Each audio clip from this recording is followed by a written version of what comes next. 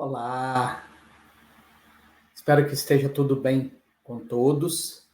Eu sou o João Rocha, sou trabalhador do Centro Espírita Miguel Arcanjo, o SEMA de Tombos, Minas Gerais. E é com grande alegria que acolhemos o convite do companheiro Davi Ascenso para participar do webinário Espiritismo e Vida, com o tema Perseverar Sempre, Desistir Jamais. Então, pelos próximos minutos, nós vamos nos convidar a refletir sobre o tema, entender a necessidade do perseverar, tanto quanto a necessidade de não desistir, porque há um propósito em tudo isso, né? E descobrir este propósito há de nos levar aonde nós necessitamos chegar. Vamos então, como todo trabalho espírita exige, a oração, rogando as bênçãos, a inspiração do alto, para que o nosso singelo trabalho cumpra a sua tarefa de nos fazer refletir. Oremos. Deus de infinito amor e de infinita misericórdia, diante da enormidade da nossa ignorância, Senhor, onde ainda nos debatemos entre pontos de vistas da realidade, onde ainda expressamos conceitos e preconceitos, muitas vezes em posição de rigidez, onde ainda impulsionados pela vaidade e pelo orgulho, julgamos que a nossa visão é superior às visões alheias. Nós te buscamos, Pai, para que tu nos renove ideias, ideais, sentimentos, hábitos, conduta,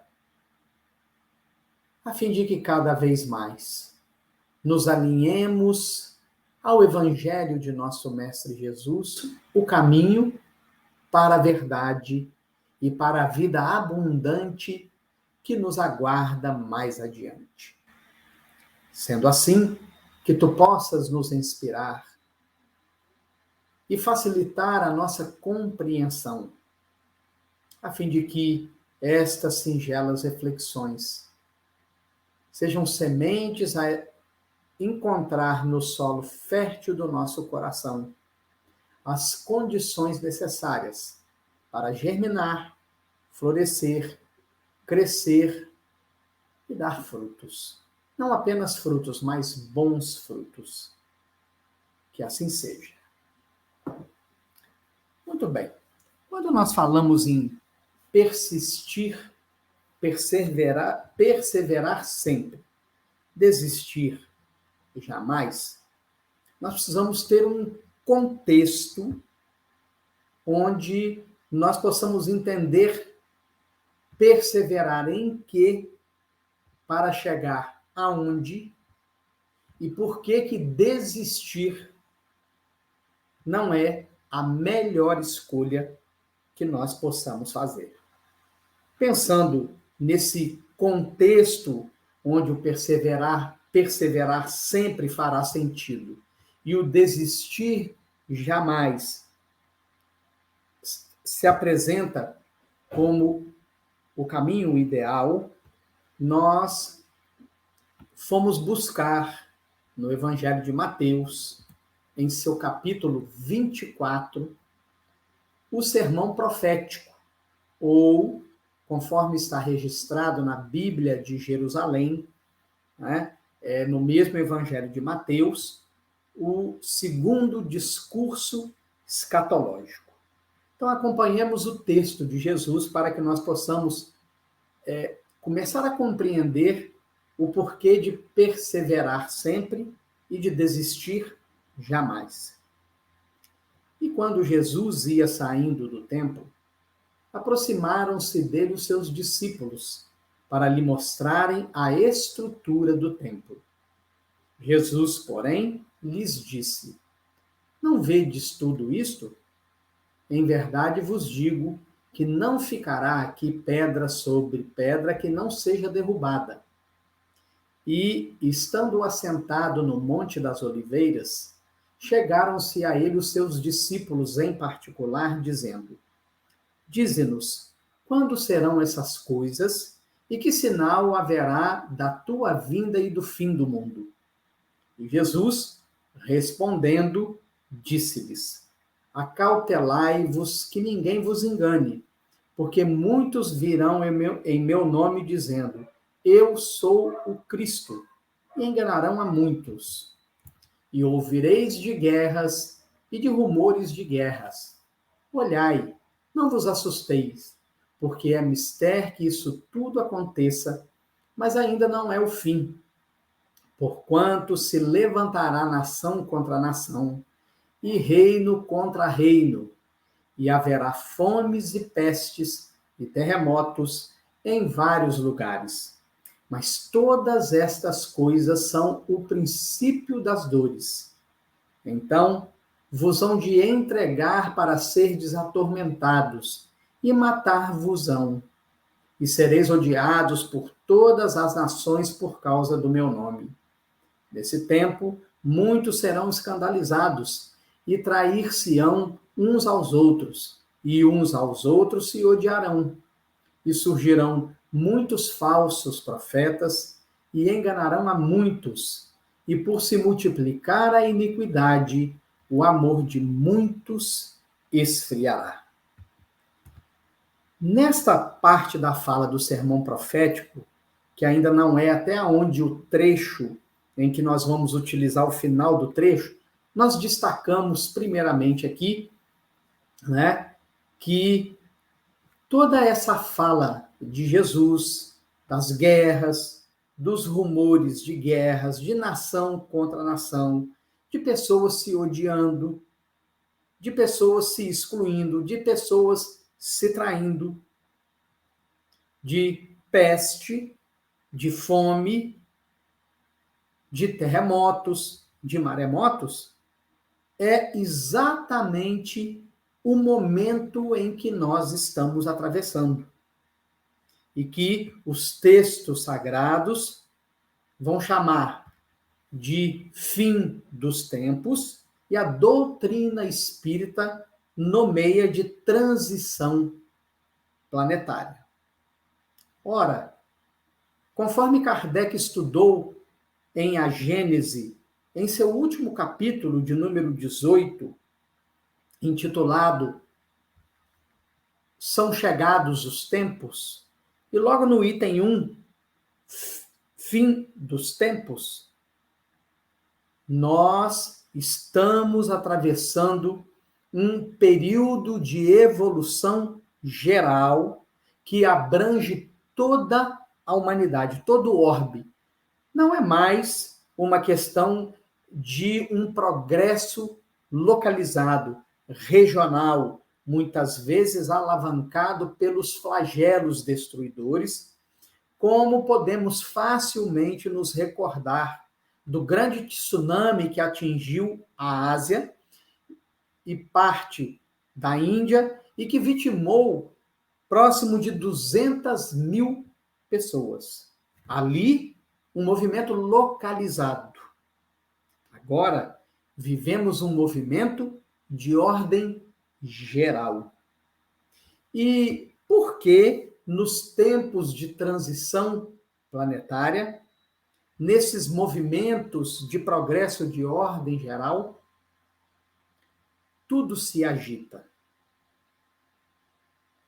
Nós não podemos perder de vista que nós estamos atualmente no segundo degrau da escala de evolução dos mundos. Nós somos um orbe, saídos de mundo primitivo, e começamos a estagiar há mais ou menos 200.000 anos atrás, quando o Homo sapiens deu o ar da graça no solo do orbe, na faixa de expiação e provas. Durante 200.000 anos, os costumes se apuraram, a inteligência se apurou, a razão apurou, o conhecimento progrediu, a tecnologia progrediu, e o conhecimento generalizado em todas as áreas de atuação humana também progrediu.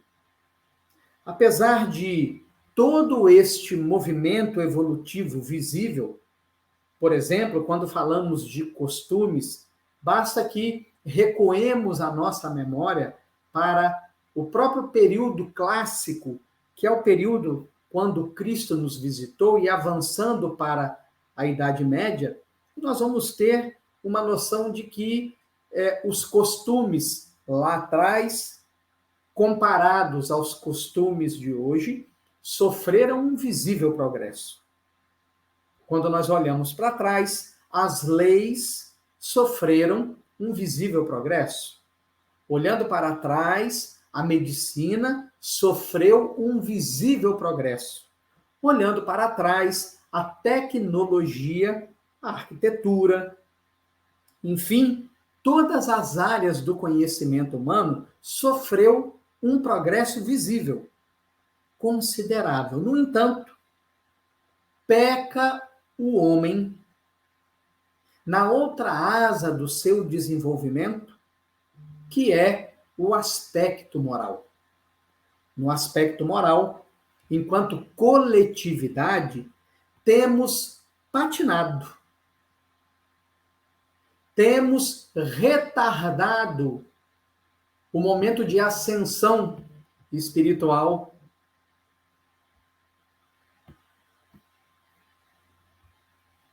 por livre-arbítrio, por própria escolha. E é por isso que nos tempos de transição as coisas se agitam, porque é necessário que o mal se torne visível. E ora, se não é possível que o mal seja visível, na medida em que o próprio indivíduo se pesquise, se autoanalise, se descubra, é preciso que do lado de fora esse mal se torne de um nível tão alto que seja impossível não enxergá-lo. E os espíritos falam disso na codificação, quando eles dizem que para o homem compreender a necessidade do bem, é necessário que o mal atinja níveis nunca dantes atingidos. Por isso, todo este quadro que nós estamos começando a vivenciar, Jesus vai nos alertar que essas coisas são o princípio das dores. Em algumas traduções, nós vamos encontrar ainda uma palavra complementar ao princípio das dores. Vamos encontrar o princípio das dores do parto. Princípio das dores do parto. Ora, quem será parido e quem irá parir? Quem será parido é o homem novo, o homem evangelizado, o homem fraterno, o homem solidário, o homem consciente da sua posição na ecologia desta casa maravilhosa que nos recebe como alunos, que é o planeta Terra.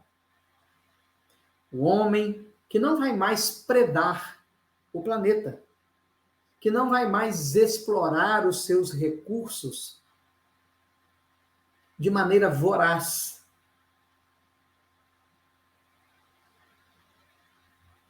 O homem que vai compor a nova sociedade. A sociedade mais justa, mais solidária, mais fraterna, a sociedade do mundo de regeneração. E quem vai parir este homem novo? O homem velho que nós somos. Na medida em que estas agitações do tempo da transição planetária for nos impactando, observando a banalização da vida, de como se mata sem maior importância, sem arrependimento, na medida em que a escalada do mal, através da violência, da corrupção, do descaso, da desorganização institucional, da insegurança das guerras, das catástrofes climáticas, na medida em que esse homem velho for sofrendo o impacto do ambiente, for sofrendo o impacto dos relacionamentos intensos, agressivos, na medida em que ele for sofrendo a interferência da esfera espiritual inferior, provocando-lhe, estimulando-lhe a violência, os transtornos psíquicos, as crises de ansiedade, as depressões, o transtorno bipolar, a síndrome de burnout, de borderline, a síndrome do pânico e tantas outras, ele vai se dar contas de que é preciso buscar uma mudança profunda, uma vez que nada no seu exterior, nem dinheiro, nem posses, nem sexo, nem saúde, nem beleza, nem nenhum dos valores da sociedade atual foram capazes de se traduzir no seu interior em paz. E não lhe preencheu o vazio existencial que lhe habita desde o momento em que decidiu se distanciar de Deus, em que decidiu que, do seu ponto de vista, seria possível construir o céu por conta própria. Então, esse homem, cansado da dor, cansado do esforço inútil, cansado do movimento inútil, cansado do cansaço inútil, finalmente se decidirá a procurar Jesus para que possa ser aliviado do seu cansaço e da sua opressão. Mas nesses tempos de transição que nós atravessamos, nós temos visto o crescimento da iniquidade, os fins justificando os meios. Cristãos a favor da violência, da truculência, do armamento. Cristãos se odiando, se excluindo, se cancelando, para usar o termo da moda, esquecidos de que nós influenciamos e somos influenciados. Cristãos elegendo falsos cristos e falsos profetas como solucionadores dos problemas individuais e coletivos, esquecidos de que o guia da humanidade é um só. Conforme os Espíritos nos apresentaram em resposta à questão 625 de O Livro dos Espíritos, qual o tipo mais perfeito que Deus nos ofereceu como modelo e guia? Jesus. Portanto, meus amigos e amigas, nós somos espíritos com uma enorme dificuldade no sentir. O intelecto, as ciências dão conta, a filosofia dá conta, a sociologia dá conta, A antropologia dá conta. A tecnologia dá conta. O intelecto está altamente desenvolvido. Nós alcançamos os píncaros da glória tecnológica, do raciocínio, da inteligência. Mas somos ainda um fracasso no sentir. Temos uma afetividade rasa, o que nos leva a ter relacionamentos utilitaristas. Quando nos aproximamos uns dos outros, na medida em que possamos tirar alguma espécie de vantagem desses relacionamentos. E quando esses relacionamentos deixam de nos oferecer vantagens, nós cancelamos amizades, parcerias, sem maiores crises de consciência, o que demonstra o quanto a nossa afetividade é rasa.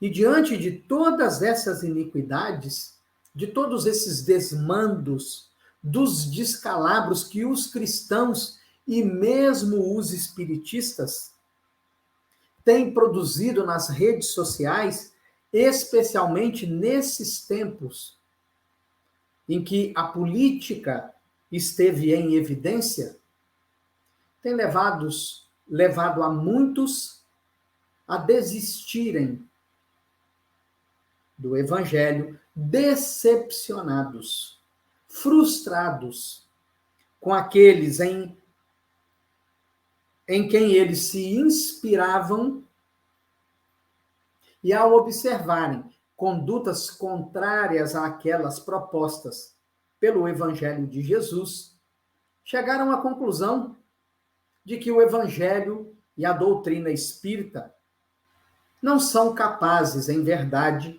de transformar profundamente o ser humano. Portanto, nós precisamos cuidar desta planta tenra, recém-nascida do amor em nós, a fim de que, mesmo diante de todo esse cenário social agitado,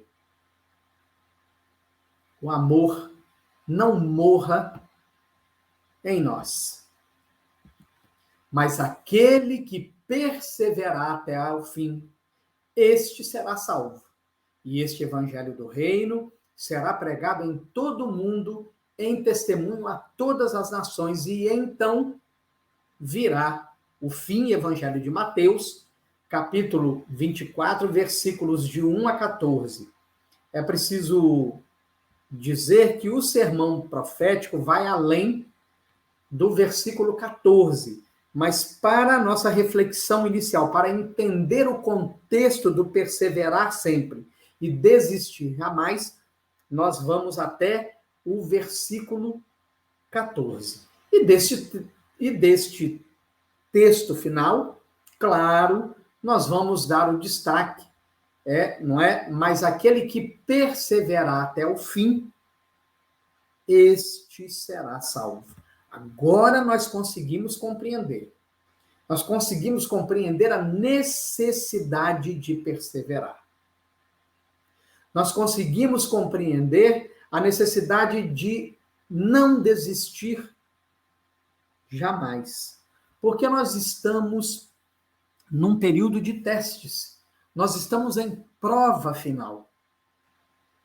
Nós estamos no fechamento de um ciclo evolutivo. Nós estamos na separação do joio e do trigo, conforme a parábola que nosso mestre nos legou. E perseverar, meus irmãos e irmãs, é preciso compreender que existirão dias em que nós acordaremos desanimados. Existirão dias em que nós acordaremos com o pensamento de desistir. Existirão dias em que vamos pensar em abandonar a tarefa e prosseguir sozinhos. Sim, esses dias existirão. E é especialmente neles que nós precisamos perseverar, que nós precisamos prosseguir. Mas percebamos o seguinte: o tema que o querido Davi Ascenso nos propôs fala de perseverar e de desistir. Vamos refletir um pouco sobre perseverar e desistir? E para refletirmos um pouco sobre perseverar e desistir, como duas atitudes psíquicas, nós precisamos primeiro entender sobre o ego, a personalidade que nós estamos, que se inicia no berço e finaliza no túmulo, e o self, ou o espírito imortal, este jamais se extingue. Então, vamos ter aqui uma compreensão primordial, inicial, para que então nós possamos compreender o perseverar e o desistir. De acordo com Carl Jung, o criador da psicologia analítica, o self pode ser descrito como a nossa essência, ou aquilo que existe de único e peculiar na nossa personalidade. Muitas culturas, religiões e tradições filosóficas o reconhecem também como sendo a alma ou o espírito. Para a psicologia analítica, o self é uma espécie de arquétipo central. Quando nascemos, não possuímos ainda um ego formado, que é o centro da nossa consciência. Porém, nosso self já está ali. O ego vai, então, sendo construído ao longo do nosso desenvolvimento. Dessa forma, o ego vai se sobrepondo gradualmente ao self. Bem, a grosso modo, para o entendimento do perseverar e desistir, nós podemos dizer, então, que o ego existe do berço ao túmulo. O self é anterior ao berço e sucede ao túmulo. Portanto, o self é inextinguível. Muito bem. Compreendido que o self é imortal e o ego é temporário, nós podemos avançar na nossa reflexão e entender que perseverar é atitude do self. E por quê? Porque o self tem uma trajetória multimilenar. O self tem uma meta. O self tem um determinismo. O determinismo do self é se tornar perfeito. É se tornar espírito puro.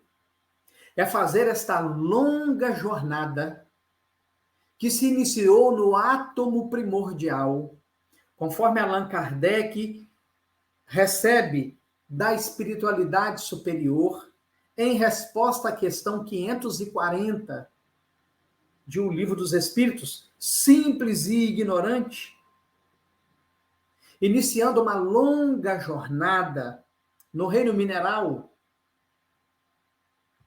prosseguindo esta longa jornada no reino vegetal, prosseguindo nesta longa jornada no reino animal, finalmente se individualizando, adquirindo razão, consciência, livre arbítrio, se tornando não mais um princípio espiritual inteligente, mas um ser inteligente da criação, prosseguindo rumo ao anjo, rumo ao arcanjo. Por isso, o self persevera. Por isso, ele prossegue sempre. Por isso, ele não desiste. E desistir é a atitude do ego. Por que desistir é a atitude do ego? Porque o ego é imediatista. O ego detesta obstáculos, detesta dificuldades, detesta não atingir os seus objetivos rapidamente. O ego quer para ontem. A paciência é do self. A pressa é do ego. A intolerância é do ego. A tolerância é do self. A incompreensão é do ego, é atitude egóica. A compreensão é atitude do self. Espera aí. Perseverar, desistir, perseverar, atitude do self, desistir, atitude do ego. Bem, vamos refletir um pouco mais, né? Por que o self persevera e o ego desiste? Então, perseverar é ser constante. Desistir é abrir mão voluntariamente de algo. Meus irmãos e irmãs, vejamos bem. Para se ser constante, para se perseverar, primeiro é preciso saber a meta. É preciso saber aonde se quer chegar. Uma vez que se descobre a meta, que se descobre aonde se quer chegar, em seguida, é preciso de um plano, um mapa, um planejamento que nos permita entender os obstáculos que nós vamos enfrentar, as dificuldades que nós vamos enfrentar e os recursos que nós teremos que empregar para chegarmos na meta. Isso não é do ego. Isso é do self. Se o ego pudesse, o ego compraria alguém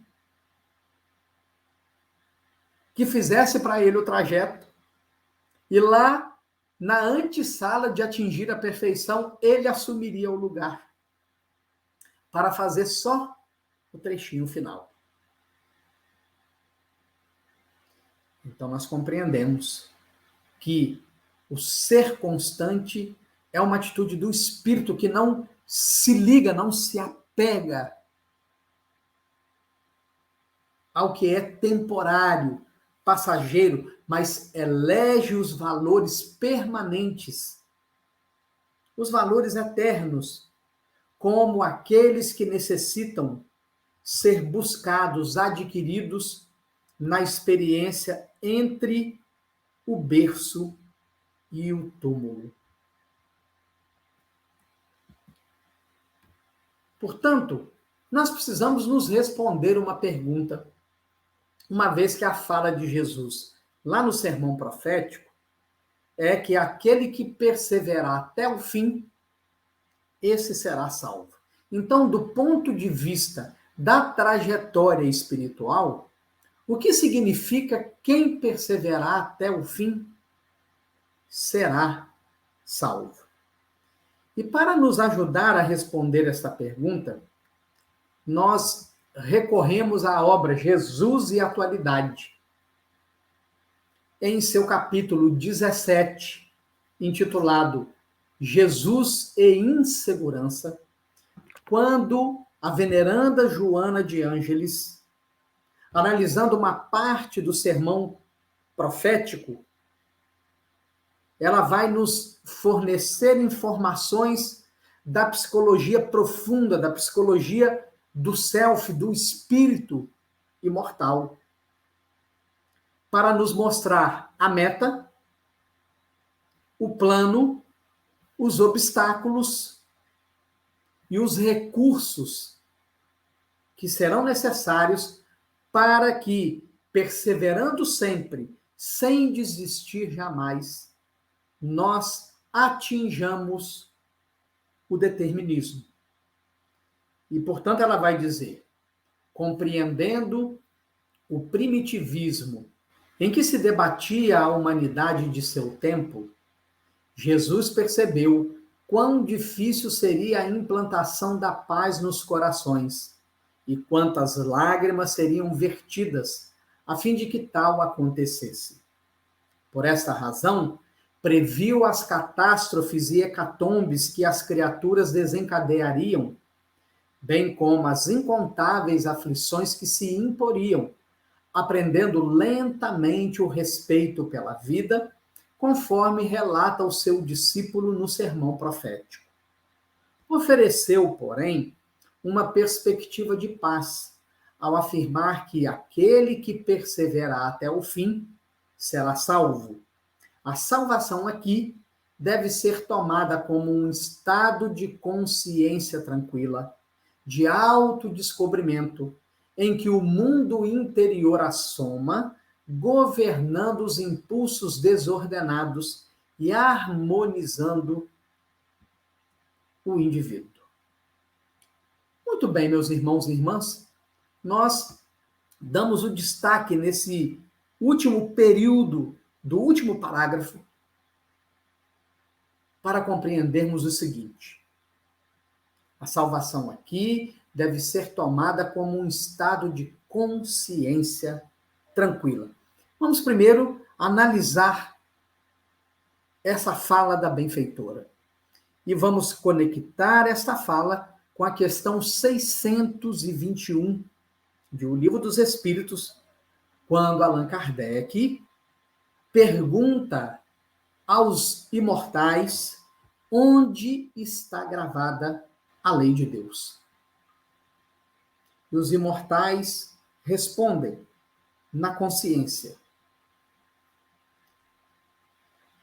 Isso precisa nos levar à compreensão de que o reino de Deus, com as suas leis imutáveis e perfeitas, já existe dentro de nós. Todas as vezes que na instância do ego nós nos aproximamos dessas leis, nós as praticamos, nós obedecemos ao Evangelho de Jesus, nós buscamos a comunhão com Jesus, buscamos a comunhão com Deus, permanecendo nas palavras de Jesus, nós nos tornamos felizes. E os Espíritos disseram isto na terceira parte de O Livro dos Espíritos, quando eles estudam as leis morais, e dizem textualmente que nós somos felizes quando nos aproximamos da lei de Deus e nos tornamos infelizes quando delas nos afastamos. Portanto, nós produzimos consciência tranquila. E vejam, meus irmãos e irmãs, uma consciência tranquila não sente ansiedade. Uma consciência tranquila não tem depressão. Uma consciência tranquila não tem síndrome do pânico. Uma consciência tranquila não tem expressões de violência, de corrupção, de manipulação, de chantagem. Uma consciência tranquila produz um corpo saudável, porque age em consonância com a lei de Deus. Mas para isso, para se produzir a consciência tranquila, é preciso se autodescobrir.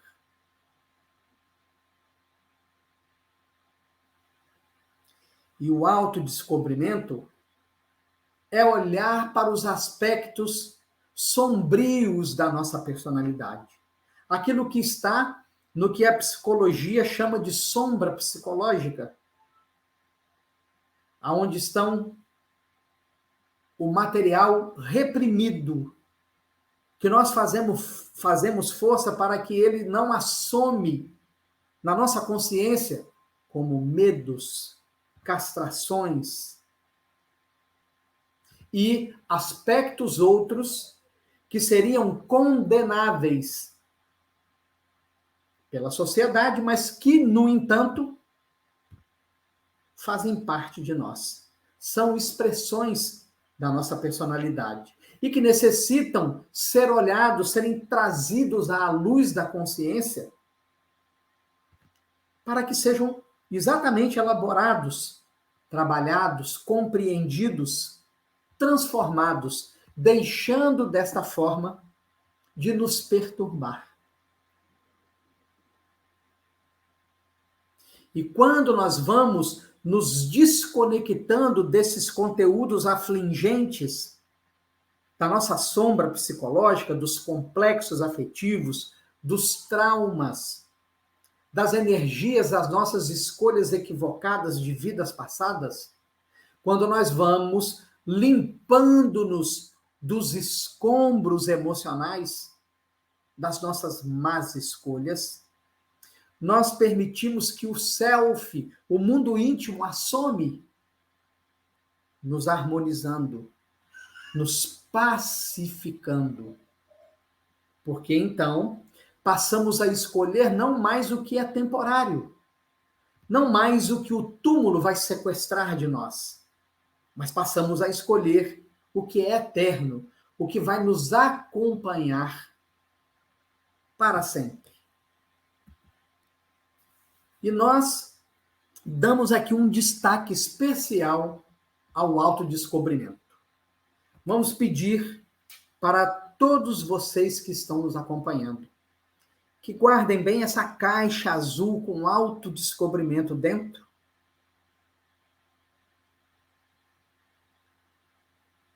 Porque a conclusão do nosso trabalho vai ser uma conclusão que vai falar sobre perseverar sempre, desistir jamais, para ganharmos um prêmio que nos aguarda. Salvo está aquele que sabe quem é, o que veio fazer no mundo, como realizá-lo e, confiante, se entrega à realização do compromisso estabelecido.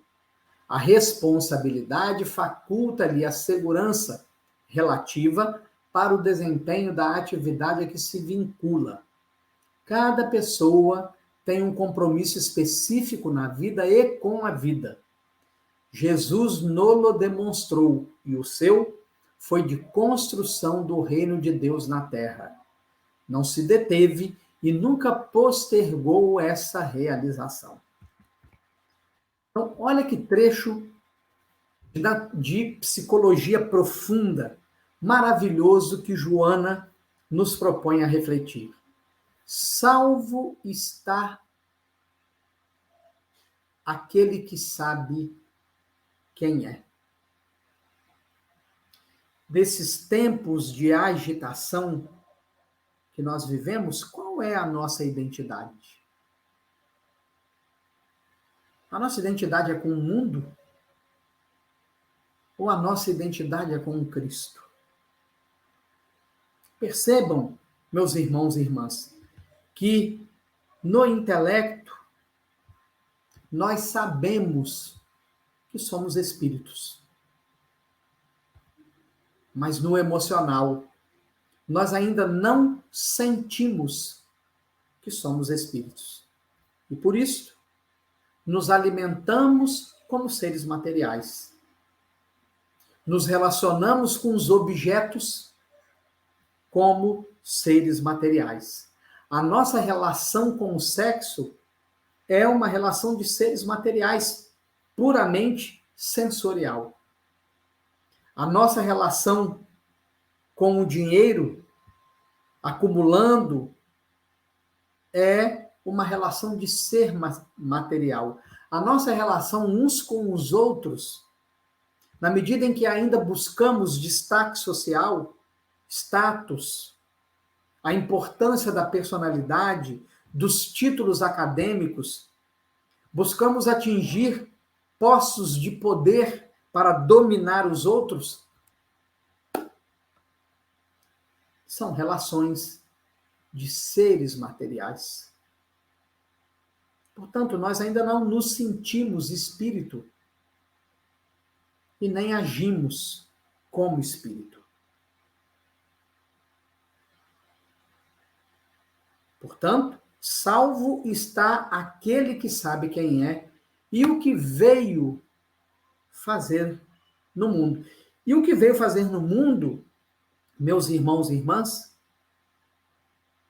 não é só ir ao centro espírita, não é só estudar milhares de páginas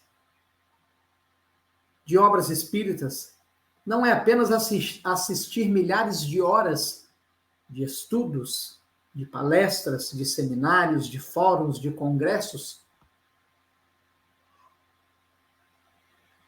É fazer da própria rotina um hino à espiritualidade.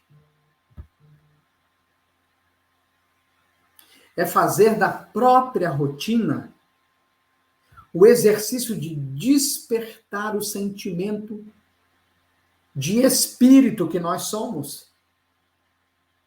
Entendendo nos laboratórios onde a vida nos colocou para estagiar, o que é que eles propõem de construir de valores imortais em nós. Entender as relações do lar, entender as relações profissionais, entender as relações religiosas e as relações sociais como laboratórios que nos revelam, que nos permitem o autodescobrimento, descobrir o que sentimos, as sensações, as emoções, os sentimentos, o que pensamos, e nos entregarmos ao labor de autodominar aquilo que foi identificado como má inclinação e nos transformar moralmente, na medida em que descobrimos fragilidades que são brechas exploradas ainda por aqueles que se comprazem no mal. Portanto, que não apenas veio fazer no mundo, mas como realizá-lo. Porque entendeu, através dos instrumentos com os quais Deus o capacitou, qual é o seu nicho de atuação. E não fica, portanto, gastando tempo e energia querendo recursos que não são seus, que não lhe pertencem, para os quais não trabalhou antes na justa aquisição para que agora pudesse expressá-los no trabalho que lhe cabe.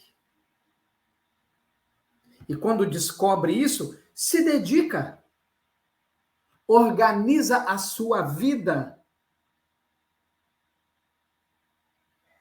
para viver quem é, o que veio fazer aqui, e confiante, realizar. Estabelecendo um compromisso de coração consigo, com Jesus, com Deus. E, na medida em que se responsabiliza por esse trabalho, sente uma segurança relativa, porque passa a ser assessorado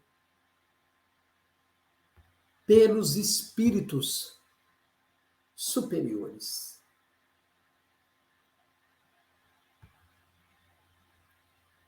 Então, que cada pessoa descobre que ela tem um compromisso específico na vida e com a vida. Já descobriu o seu? Você já entendeu qual é o seu compromisso na vida e com a vida?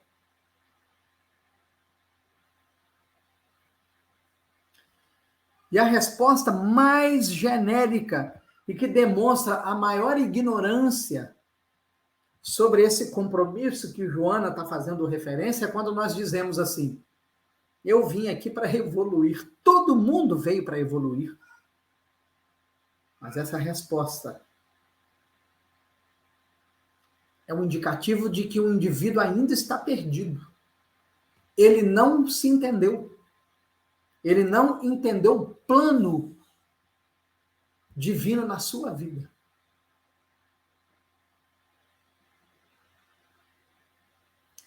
E Jesus demonstrou a nós o tempo todo qual era o dele. E ele nunca se desviou deste plano.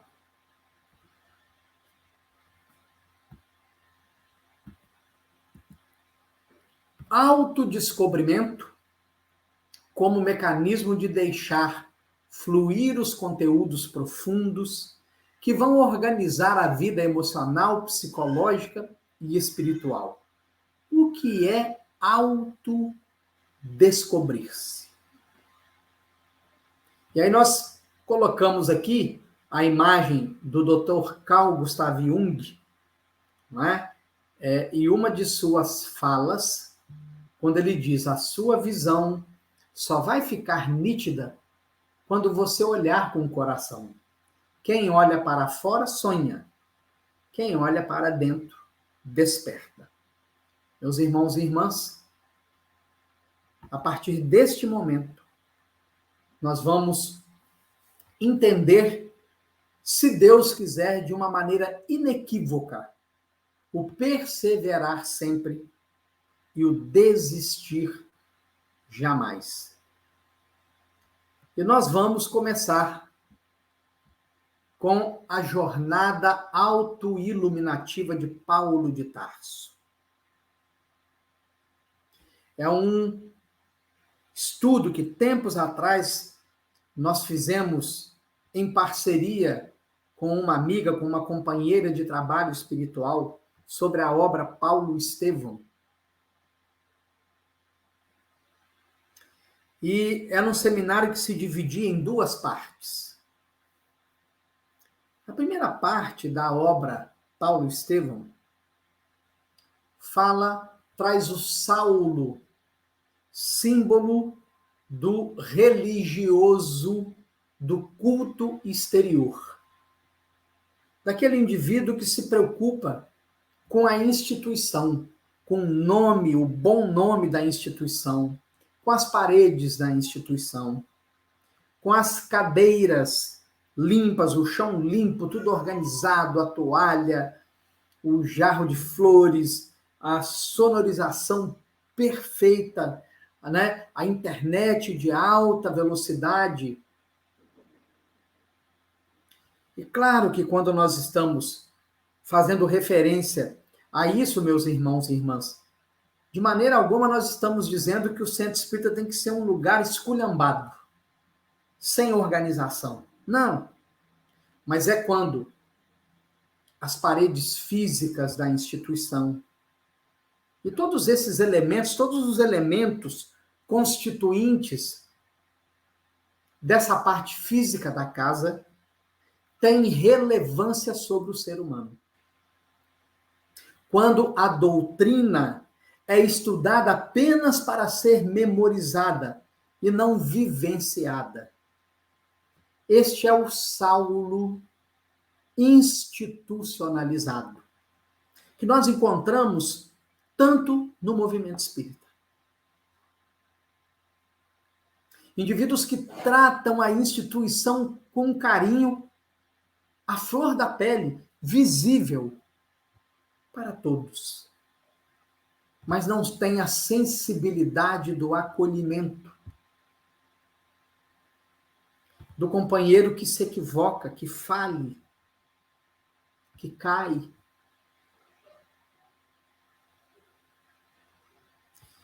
E quando Jesus aparece para Saulo nas portas de Damasco, e o que levou Saulo às portas de Damasco é que Jesus insistia em atravessar-lhe o caminho.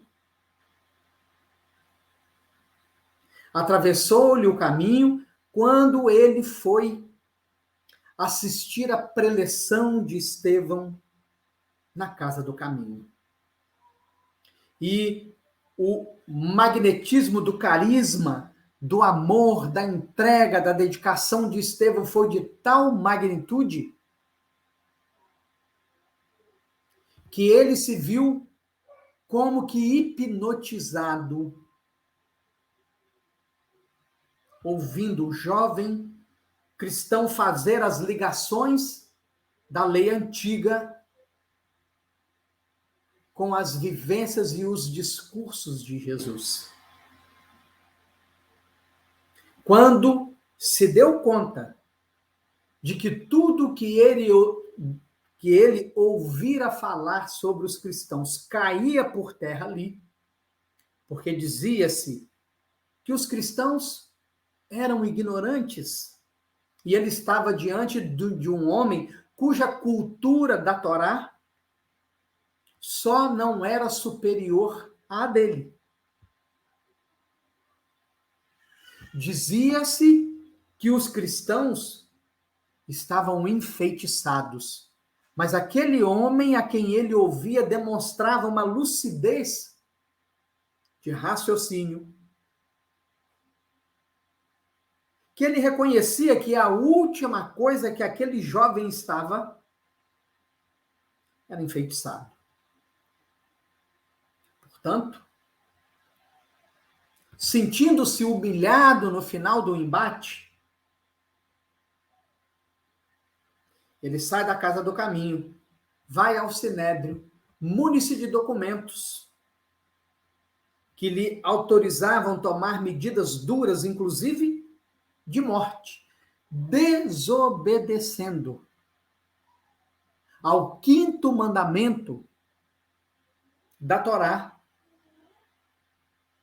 não matarás. Demonstrando que o que ele sabia aqui não era vivido aqui. Pelas mãos deste homem institucionalizado, orgulhoso, que não se conhecia, que não se descobria, o cristianismo primitivo sofreu severa perseguição.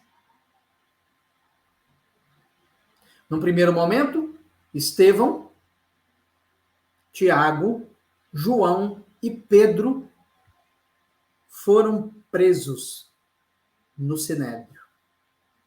Gamaliel, numa reunião na qual Saulo estava presente, fez um alerta. Se a obra destes homens for deles, logo ela se desfará naturalmente.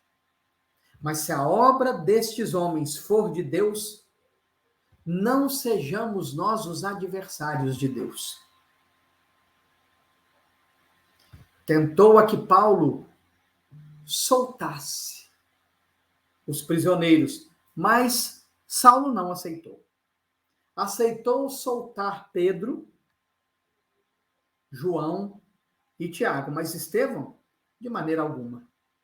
Estevão o desafiara pessoalmente e ele sentira-se humilhado por Estevão.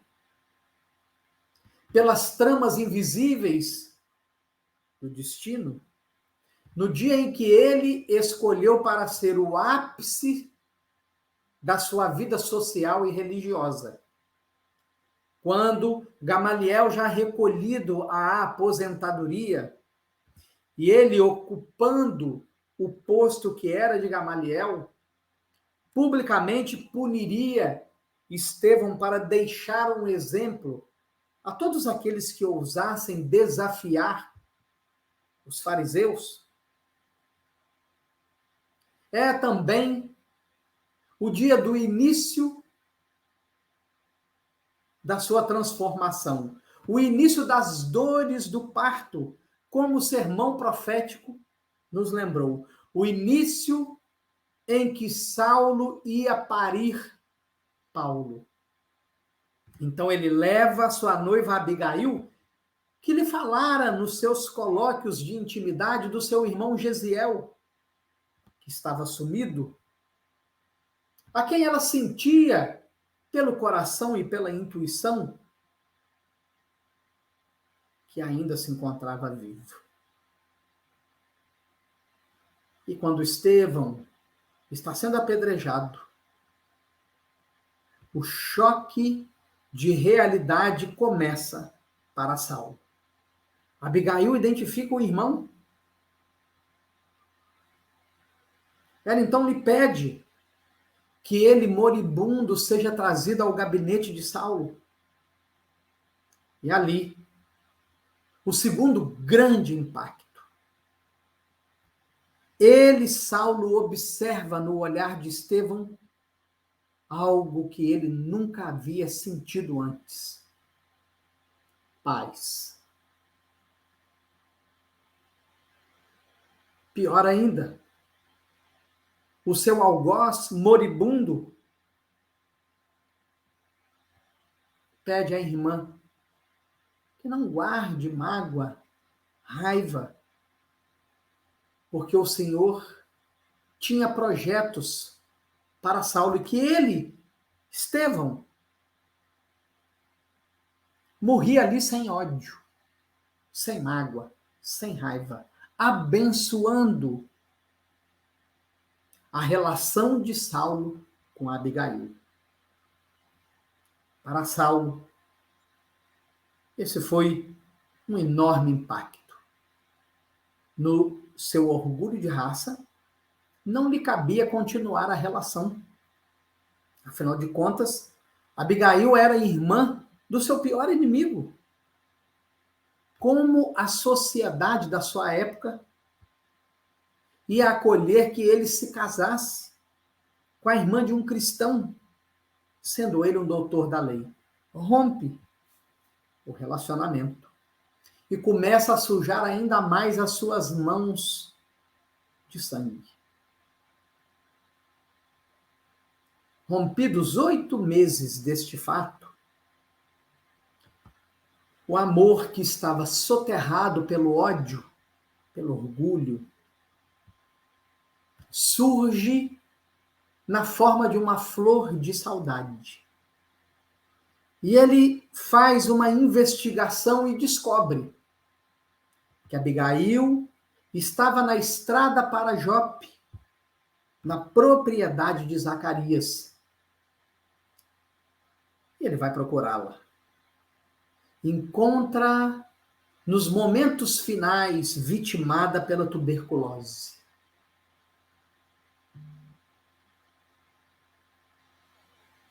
Então, ele vê no olhar de Abigail moribunda a mesma paz que ele havia enxergado nos olhos de Estevão. E Abigail lhe diz muito tranquila que ela estava nos lances finais. Mas ela havia conhecido Jesus. E Jesus havia dado a ela a esperança na vida futura. E, portanto, ela morria em paz. Ele pergunta a ela quem a havia convertido ao cristianismo.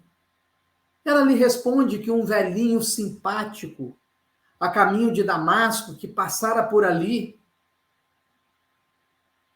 e obtivera estadia na hospitalidade de Zacarias e de sua esposa, havia lhe apresentado os escritos de Levi, havia lhe explicado sobre o mestre, e ela então morria em paz. E ela morre nos braços de Saulo. Era Jesus novamente cruzando o caminho de Saulo. A dor da perda é tão intensa quanto o ódio por Jesus e pelos cristãos. Ele então vai ao Sinédrio, junta documentos que o autorizam a prender e a matar e se dirige para Damasco. No lombo do animal, do camelo. Emmanuel nos relata, já no final da primeira parte da obra Paulo Estevão, que uma força misteriosa provocava em Saulo um insight.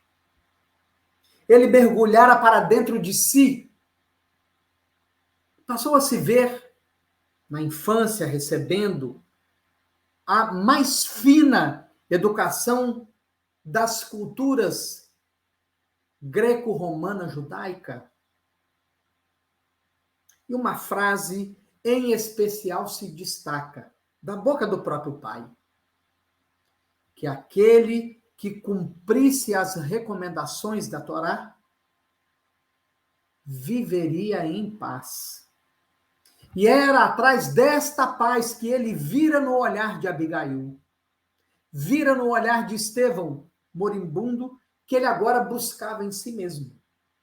Percebeu-se na adolescência, desejado, cortejado pelas moçoilas, mas nenhuma delas fora capaz de despertar o nobre sentimento do amor que ele sentira por Abigail.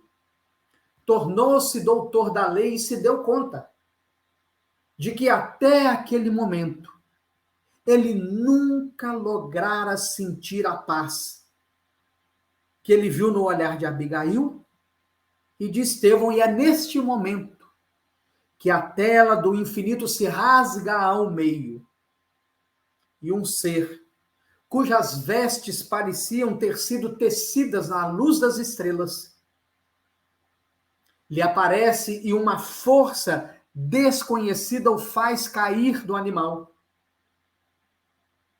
E de joelhos ele tenta levantar-se, mas não consegue. Emoções e sentimentos nunca dantes sentidos turbilhonaram no seu mundo interior. E lágrimas copiosas lavaram-lhe o rosto. Mal conseguia concatenar as ideias quando escuta na acústica de sua alma: Saulo, Saulo, por que me persegues?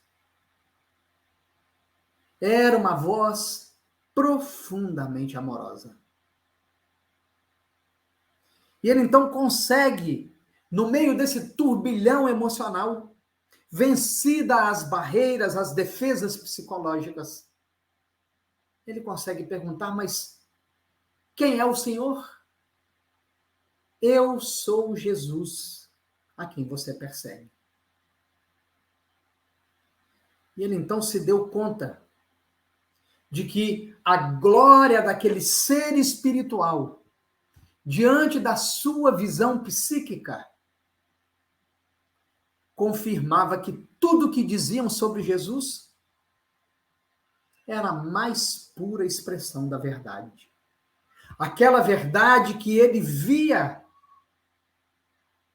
não pelos olhos do corpo, mas pelos olhos da alma, falava-lhe de uma nova realidade.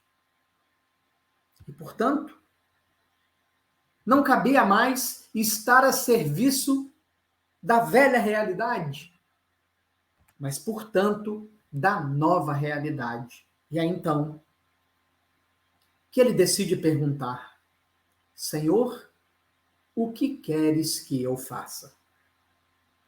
Jesus lhe orienta a entrar em Damasco, hospedar-se na hospedaria de Zacarias na rua direita, e aguardar que ele mandaria recursos. E Saulo assim faz. Durante 3 dias, ele faz um balanço da sua vida. Nesse ínterim, Jesus aparece a Ananias e lhe diz: Ananias, e Ananias lhe responde: Eis-me aqui, Senhor. Necessito que vás à hospedaria de Zacarias, na rua direita, e lá retire as escamas dos olhos de Saulo, que está te esperando. Mas, Senhor, Saulo, ele tem poder de morte mesmo aqui? Ele tem perseguido os cristãos? E Jesus lhe diz: preciso que vá até ele, Ananias. Preciso que Saulo sinta o quanto necessitará padecer por minha causa. Ananias vai, aplica o passe, impõe a mão, as escamas caem, Saulo volta a enxergar, e aí ele vai fazer a primeira etapa da jornada de autoiluminação, de autodescobrimento, que é o deserto. Depois de uma conversa esclarecedora com Gamaliel, que era possuidor dos escritos de Levi, ganhara do próprio Pedro, quando ele, Gamaliel, fora convidado a visitar a casa do caminho, Saulo se retira para o deserto. E lá, de dia, trabalhando no tear, ao lado de Áquila e Prisca ou Priscila, à noite, estuda a Boa Nova. Durante 3 anos, este é o habitual daquele trio, até que num determinado momento, Saulo resolve fazer uma catarse. Ele se confessa para Áquila e Prisca, como sendo ele, Saulo, o sanhoso perseguidor dos cristãos. E ele tem, então, um pranto amargo, caudaloso, esvaziador da culpa, tradutor do arrependimento. O deserto, meus irmãos e irmãs, é aquele lugar onde nós entramos todas as noites para rever o nosso dia, para fazer um balanço do dia, para descobrir intenções, sensações, sentimentos, emoções, pensamentos, separar o joio do trigo. O deserto é um lugar sem distrações, onde nós nos dedicamos a nos sentir, a nos ver, a nos ouvir. Quando nós aprendemos a estar no deserto, como Saulo fez por 3 anos, no final de 3 anos, ele sai do deserto. E ele está pronto para a segunda etapa da sua jornada autoiluminativa. O roteiro. Ele sai do deserto, decide retornar a Tarso, a sua cidade natal. Vai à casa dos pais. É desprezado pelos pais que não lhe entendem a mudança. É tido à conta de louco. Recebe moedas de seu pai, mas percebe-se absolutamente solitário, sozinho. Retira-se para as cercanias de Tarso, um local com várias cavernas. E numa delas, sentindo-se sozinho, solitário, chora amargamente, até que, vencido pelo cansaço, ele dorme, desdobra-se e encontra com a sua amada Abigail. E ela lhe deixa um roteiro: ama, trabalha espera, perdoa. Emmanuel vai nos dizer que Saulo nunca mais abriu mão deste roteiro. Aplicou o tempo todo na sua jornada de autoiluminação, no seu perseverar sempre, desistir jamais. Depois que ele tinha um roteiro, ele estava pronto para a terceira etapa da sua jornada de autoiluminação, o trabalho. Ele aloca-se na igreja de Antioquia e um dia, através de um fenômeno de voz direta, a espiritualidade orienta que ele e Barnabé empreendam a primeira viagem para a divulgação do Evangelho e fundação das igrejas. Mas, em verdade, meus irmãos e irmãs, esse trabalho das viagens, enfrentando as intempéries, o frio, a chuva, a fome, o cansaço das longas caminhadas, os apedrejamentos, os açoites, era, na verdade, o que trabalhava Saulo interiormente. Trabalhava-lhe o orgulho, trabalhava-lhe a vaidade, trabalhava-lhe a violência. E ele mesmo vai dizer, Emmanuel registra no Paulo Estevão, que aqueles que o acompanhavam não ignoravam que ele lutava contra o espinho dos desejos inferiores. É para isso que existe a nossa rotina, o nosso cotidiano, meus amigos e amigas. É por isso que nós estamos na transição, para ter os nossos desejos inferiores excitados, atiçados, e eles se tornarem tão volumosos que nós não os reprimiremos mais. Nós agora vamos olhar para eles sem negá-los. E vamos colocar autodomínio e vamos educar. Não vamos mais permitir que o preconceito se manifeste, que o ódio se manifeste, que a violência se manifeste, que o cancelamento se manifeste.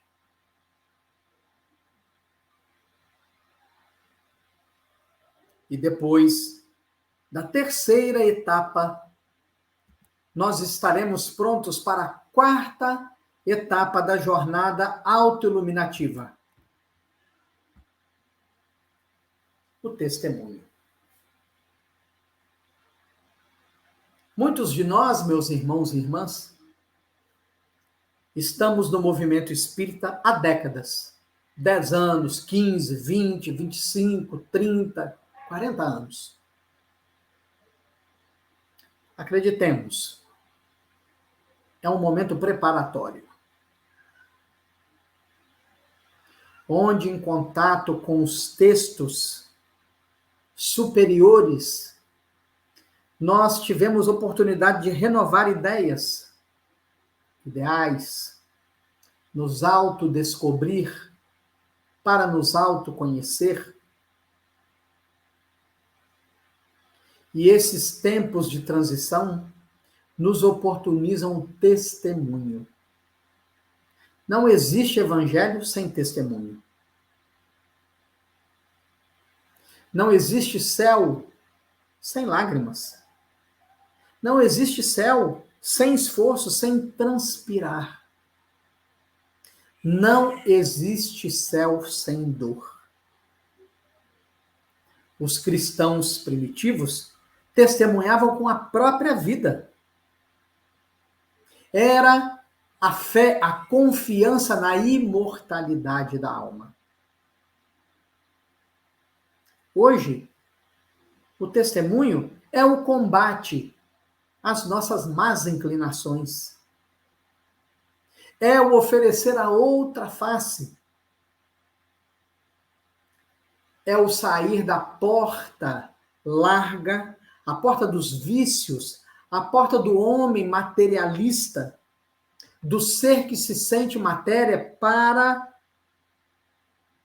a porta estreita da humildade, a porta estreita da resignação, a porta estreita da mansuetude, a porta estreita da justiça, no sentido de que Deus nos confiou a reencarnação, nós precisamos confiar na condução de Deus.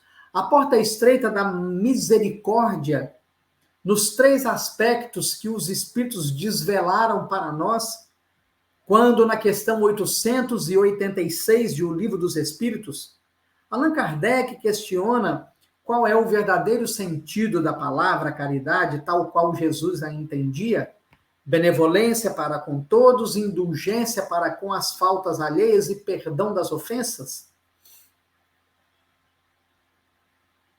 A porta estreita do coração, que se liberta dos vícios, que educa as paixões. A porta estreita da pacificação. Esse é o testemunho, meus irmãos e irmãs. Agredidos, ofereçamos a outra face. Provocados, ofereçamos a outra face. Excluídos, ofereçamos a outra face. Desprezados, ofereçamos a outra face. Em meio ao desespero, ofereçamos a face da esperança. Em meio ao ódio, ofereçamos a face do amor. Esse é o testemunho. Isso é o que nos aguarda. E por fim, chegamos na 5ª e última etapa, que é o prêmio. Era o ano 64 da era cristã. Saulo estava preso. Não mais Saulo. Um tribuno romano chamado Paulo Sérgio havia lhe sugerido a troca de uma letra do nome de Saulo para Paulo. E ele então adotara a troca, testemunhando o seu renascimento. Ele já havia se redimido ante a alma popular. Era profundamente respeitado, dado a sua envergadura moral e a espiritualidade que se irradiava dele. Nero, junto a Tigelino, já havia decidido matá-lo, porém, receoso de fazê-lo nos espetáculos dantescos dos círculos romanos, com medo de que a população se amotinasse se ele matasse aquele homem que era considerado injusto, decidiu fazê-lo de uma forma que a população não tomasse conhecimento.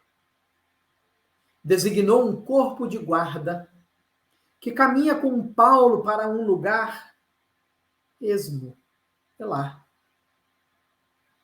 Paulo, compreendendo que o seu fim, o fim do ego, o fim da persona Paulo estava próximo, de joelhos ao chão, tomba o pescoço, oferecendo a decapitação. Percebe que o momento demora. olha e vê que a mão do soldado treme. E ele o incentiva. Você cumpre ordens. O que tem de fazer, faça logo. Mas o soldado, intimidado, amedrontado, não conseguiu. O chefe da guarda toma então a espada e decepa-lhe a cabeça. Recém-introduzido no mundo espiritual, Paulo faz uma oração, no fim da qual a sua visão espiritual se abre e ele se depara com Ananias e todos os cristãos que haviam sido martirizados no Coliseu Romano. Ananias é o ser de maior envergadura espiritual que ali estava. Eles se abraçam emocionados. E Ananias então lhe diz: qual é o seu desejo, Paulo? E Paulo se lembra do martírio de seu mestre, do holocausto de seu mestre. A Jerusalém, que fora palco para ele tão importante,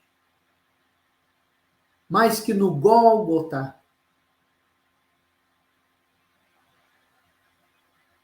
seu mestre fora sacrificado, e ele deseja ir ao Gólgota.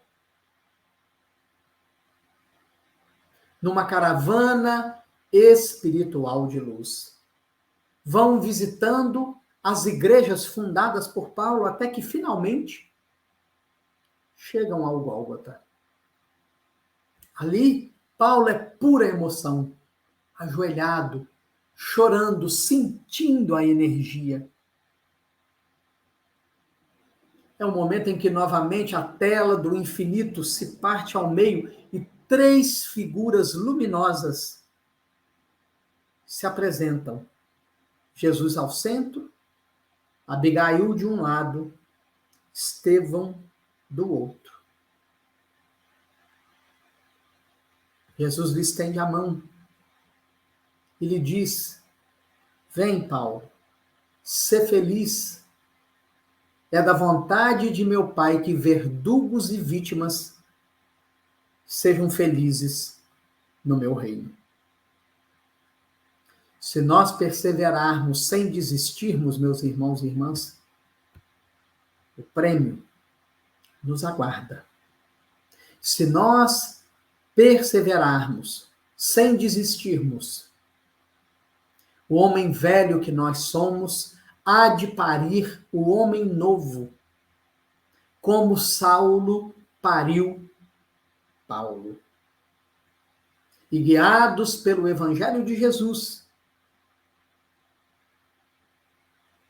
construiremos o reino da justiça, do amor e da caridade, não apenas no nosso coração, mas no coração daqueles que convivem conosco e aceitam Jesus como modelo e guia. Uma vez mais, a nossa gratidão ao querido Davi Ascenso pelo convite que nos foi dirigido para participarmos desse webinário Programa Espiritismo e Vida.